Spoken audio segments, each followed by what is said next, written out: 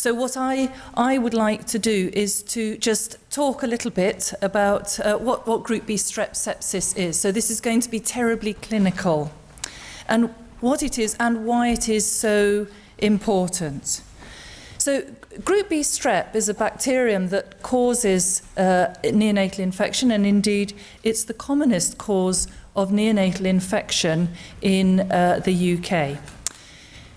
Broadly speaking, infection is divided into early onset in the first 6 days of life, or late onset, which is after that and before 90 days of life. You might think, so what are we dividing up times like that for? Well, partly it's related to the fact that early onset infection we know will generally come from the mother's genital tract, and that's the route of transmission. But there can be other routes of transmission for late onset infection. Also, the clinical presentation can differ, so that we know that Group B strep meningitis is more likely to occur late, although it does occur early. Sepsis is probably the most common presentation. Pneumonia is more common early onset than late onset. And of course, focal infection is very, very rare when it comes to early onset, but we do see it, for example, septic arthritis caused from Group B strep for late onset. Now, you know that sepsis is up there as the most common presentation. But what does sepsis mean? You know, what does that mean to a parent? What does that mean to us as the frontline healthcare workers that might be making the diagnosis? And this, Nina's alluded to NICE guidelines, which identify the sorts of things that we might pick up. And actually, the presentation of early onset neonatal infection can be remarkably subtle, which is why sometimes the diagnoses are made late. So sometimes it's just that a baby's just not right. They're not feeding very well. They may be a bit floppy. They may just not be waking very much. They may have a little bit more vomiting than one might expect. But then a newborn baby, how much is okay and how much is not okay? They may actually have a tachypnea, an increased breathing rate. And an isolated tachypnea is, in neonatal circles, secondary to infection until proved otherwise. That's the rule for any junior trainee or nurse practitioner on the front line. Sometimes, of course, a baby will just stop breathing, be apneic. Sometimes they will have temperature instability.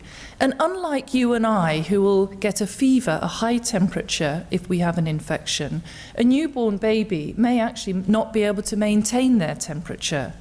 So when we admit babies to the baby unit who are term, who are hypothermic, it's not infrequently associated with infection, and particularly Group B strep infection. We are increasingly seeing babies who are thought to have hypoxic ischemic encephalopathy at birth, who actually have, and these are the babies who are cardiorespiratory depressed at birth, they are floppy at birth, they're not breathing, they need resuscitation. We assume that it must be that they've got hypoxic ischemic encephalopathy and therefore need therapeutic hypothermia. But actually, some of these have infection, and there's an increasing literature to support the fact that we must be thinking about Group B strep infection in these. Some, of course, present with seizures, and some just with shock. There they are languishing at home or on the postnatal ward. They might have not been feeding so well. They might have had a little bit of vomit, bit difficult to rouse, and then suddenly they collapse in a heap, and oh my goodness, they are in shock. They are needing full-blown intensive care. There is a mortality with Group B strep, and the more immature and the lower the birth weight, the higher the mortality. Around 7% of survivors have some disability. I think there's nothing like parent stories to illustrate the sort of rather dry facts that I've just been giving you. And I'm very grateful to Jane and the parents who have allowed me to share their stories. So Ella's mum went into labour on a lovely Sunday afternoon, and she delivered her baby by normal vaginal delivery on a Tuesday morning. 50 minutes before Ella was born, she died. So Ella was stillborn. Group B strep is associated with stillbirth, and in Ella's case, a post-mortem demonstrated that her death was caused by Group B strep. That's why she was stillborn. Now, the casualty of this, very sadly, is that Ella's parents never quite got over the fact that she was stillborn, and this happened, and they'd never heard about Group B strep, and they parted company. Lily, nice, beautiful little baby, born by normal vaginal delivery at term, and within an hour she was grunting, she had respiratory distress, she was making funny noises, and so the paediatricians were summoned and they took her off and did some tests.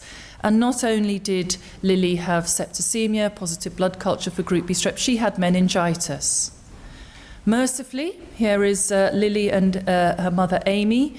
She did very well. She got off scot-free. But unfortunately, her parents too didn't get over the trauma of 3 weeks in a neonatal unit, and they too parted company. Emily actually was presented more than 16 hours after birth. She'd been okay initially, and then she started to stop breathing. So there she is, and Emily also had septicemia and meningitis. Mercifully, she did very well. The only thing with Emily is that she was given gentamicin, and she's deaf in one ear as a result of gentamicin ototoxicity. Adam actually presented on day 2, and he just became apneic, collapsed, was ventilated. He had meningitis, and again he survived, and he's a beautiful little boy. However, he is deaf, he has visual impairment, he has global developmental delay, and he is autistic. Amy actually went home. She was a lovely normal delivery in a low-risk setting. She went home, and on day 4, she just wasn't feeding very well, and she just wasn't waking for her feed. So she went to A&E. Amy had meningitis. Now, mercifully, Amy survived, but she has spastic quadriplegia, and she also has pseudobulbar palsy. So Amy cannot eat, she cannot drink, she cannot swallow, and she can't walk, and she can't talk. She's beautiful. Here she is in her B chair, but she has been left very compromised. You will have heard a little bit about Edward in the news, some of you recently, because Edward was born after 34 hours of ruptured membranes and a long labour by emergency caesarean section. Edward was one of the babies who was pale, floppy and unresponsive from birth. So he was resuscitated. He remained on this ventilator because he actually did not have hypoxic ischemic encephalopathy, for which he was transferred to a cooling centre to have therapeutic hypothermia. He had Group B strep sepsis. As a result of an MRI which showed that he had extensive brain damage, he might as well have had hypoxic ischemic encephalopathy. In fact, it was caused by Group B strep. But unfortunately, Edward died. He had intensive care withdrawn and died after 12 hours of being cuddled by his mum. So hypoxic ischemic encephalopathy isn't always just that. It can be secondary to Group B strep. And Scott and Fiona, his mother, have been in the news recently with this story.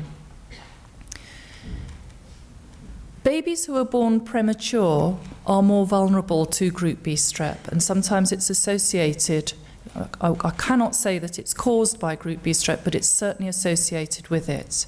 And as neonatologists, we know that sometimes babies who are born preterm with group B strep have much more severe lung disease, respiratory distress syndrome. They may be acidotic, they may be thoroughly hypotensive, and we may have them on bucket loads of inotropes, and we still cannot control the blood pressure. They may have coagulation abnormalities, and in fact often do, and we have great problems controlling bleeding sometimes. So these babies are more likely to get extensive hemorrhages into the brain. Often they don't survive. Now, Theo Plum was one of the babies who didn't survive. This is Theo's mother Jane and her husband Robert and her older brother Ollie. And this is the origins of the Group B strep support group. I think it's fair to say that a lot of parents are very, very traumatised by the experience of having a sick newborn baby. Some want to turn that into positive outcomes, and indeed that is very much the case for Jane and Robert, and it's been very much the case for Fiona and Scott more recently, who have launched a Twitter campaign. So I'd like to thank all the parents who shared their stories, and I don't think I need to say any more about why I think it's important. Thank you very much.